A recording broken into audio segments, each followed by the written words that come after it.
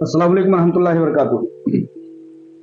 दोस्तों, जैसा कि जानते हैं कि गहमा गहमी बहुत ज़्यादा हीरा ग्रुप ऑफ कंपनीज पे कल की समात के सिलसिले में बढ़ी हुई है और लोग अपने अपने अंदाज में और अपने अपने ख्यालात के मुताबिक, अपने अपनी सोच और अपने अपने जज्बे के मुताबिक अपनी अपनी बातें कह रहे हैं। लेकिन चूंकि मैंने वही हमेशा बातें की है जो हीरा ग्रुप ऑफ कंपनीज के सरमायाकारों के हक में हो और लोगों को राहत पहुंचाने वाली बात हो, कंपनी को खड़ा करने में कामयाबी मिले और हीरा ग्रुप ऑफ कंपनीज की जो एक मुस्लिम माईशत और सूद से पाक तिजारत का एक नारा है वो बुलंद हो और बुलंदतर होते हुए वो अपने काम को, सूद से पाक तिजारत को, मुस्लिम माईशत को वो परवान चढ़ाए। ऐसी मेरी हमेशा से नीयत रही है।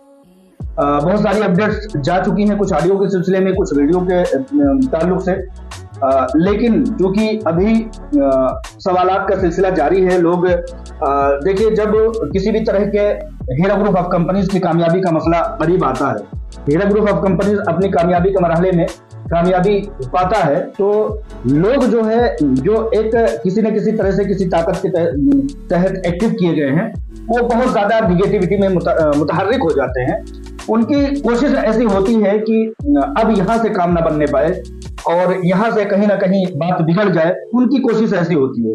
उनकी कोशिश क्यों होती है, किन लोगों के जरिए से होती है?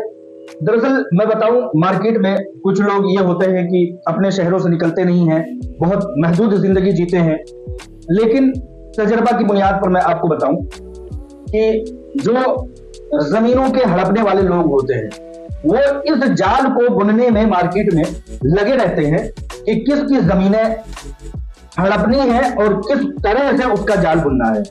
तो ये जमीन माफिया जो होते हैं वो क्या करते हैं कि जमीनों पर और उस शख्स पर ऐसा जाल फेंकते हैं।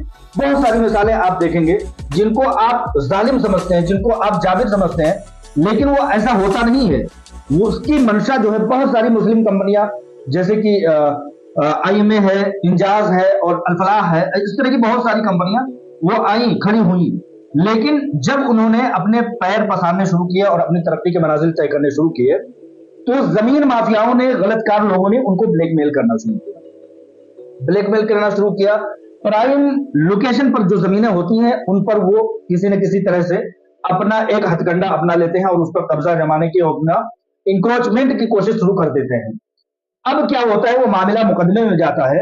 वो मुकदमे में जाने के बाद उस पर, उस आदमी को, उस कंपनी को पूरी तरह से गलत साबित करने के लिए वो लोग और डिपार्टमेंट्स को मिला करके, इंतजामिया को मिला करके और कुछ इस तरह के बिचौलियों को मिला करके, जैसे कि मुनव्वर राना साहब कहते हैं ना कि हैदराबाद में एक जो है ओवैसी के बारे में कहते हैं कि ये हुकूमत वक्त का हरकारा है।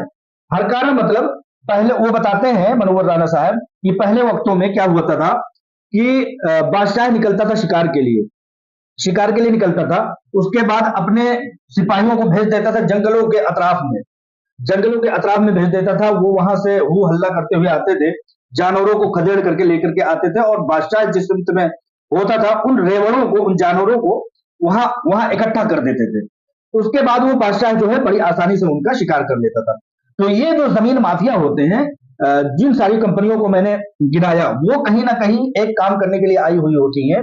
उनको ये इसी तरह से अपने हरकारों के जरिए से लगाते हैं ताकि वो दूर से वो शिकार करके लेकर के आए, भाग करके लेके आए। और ये जो है, जो बादशाह है, जो हुकूमत, जो वक्त का फिरौन होता है, वो